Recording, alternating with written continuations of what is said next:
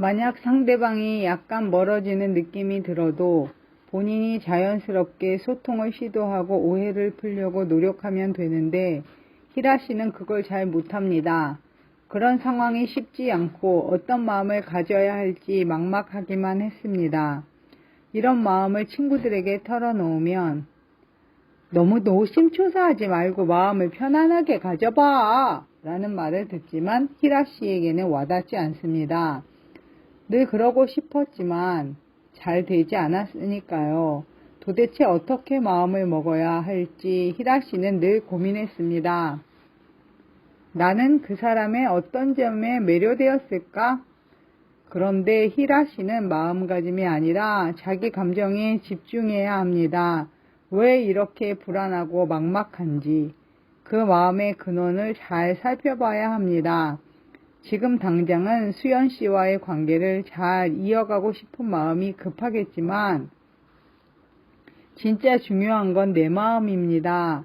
수연 씨가 아니라 그 누가 됐든 그 사람이 나를 어떻게 생각하는지에만 집중하면 문제가 풀리지 않습니다. 나를 어떻게 생각할까? 나를 싫어하면 어쩌지? 라는 생각 대신에 내가 상대방을 어떻게 바라보고 있는지, 상대방을 대하는 순간 내 마음이 나도 모르게 어떻게 흘러가고 있는지를 섬세하게 살펴봐야 합니다. 그 사람의 어떤 점에 매료되었을까? 나는 왜 손해를 보면서까지 그 사람한테 사랑받으려고 할까?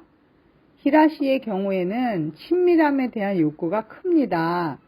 사람에 따라 원하는 애정의 양은 차이가 있는데 히라 씨는 애정을 갈구하는 기질을 타고났습니다. 애정이 필요한 기질을 타고났는데 어렸을 때 그것을 충분히 받지 못하면 어떻게 될까요? 성인이 되어서도 계속 애정을 갈구하게 됩니다. 또한 성장 과정에서 부모에게 최대한 복종하면서 살다 보니 상대에게 맞춰주는 성격으로 굳어지게 돼요. 원래 모든 인간은 성장하면서 부모와 갈등을 겪고 그 속에서 자기만의 세계를 만들어가기 마련입니다. 하지만 애정을 갈구하다 보니 최대한 갈등을 피하려고 합니다. 부모가 내 뜻과 맞지 않는 걸 시켜도 사랑받기 위해서 최대한 맞춰주려고 노력하게 돼요. 내 주장을 굽히고 시키는 대로 해야지만 부모에게 정서적인 지지를 받을 수 있으니까요. 히라 씨 스스로 자신에게 어떤 심리적 맥락이 있는지를 알면 자신의 마음을 이해하기가 더 쉬워집니다. 나는 왜 이렇게 애정을 갈구할까? 그렇다면 히라 씨의 어린 시절과 부모님과의 관계를 더 깊숙이 들여다볼까요? 그녀는 어린 시절부터 어머니에게 의존적이었습니다. 그런데 안타깝게도 어머니는 그런 히라 씨를 잘 받아주지 않았습니다. 히라 씨의 아버지가 워낙 독선적인 성격이라 그 부분에 맞추면서 사느라 스트레스를 받다 보니 자기도 모르게 딸인 히라 씨에게 차갑게 대했습니다.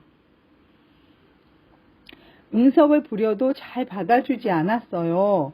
결국 히라 씨가 선택할 수 있었던 것은 어머니 말씀을 잘 듣는 것 뿐이었습니다.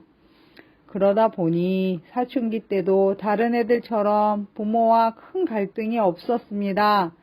적어도 겉으로 보기에는요, 무난한 관계처럼 보였던 거죠. 하지만 그 속을 들여다보면 전혀 아닙니다.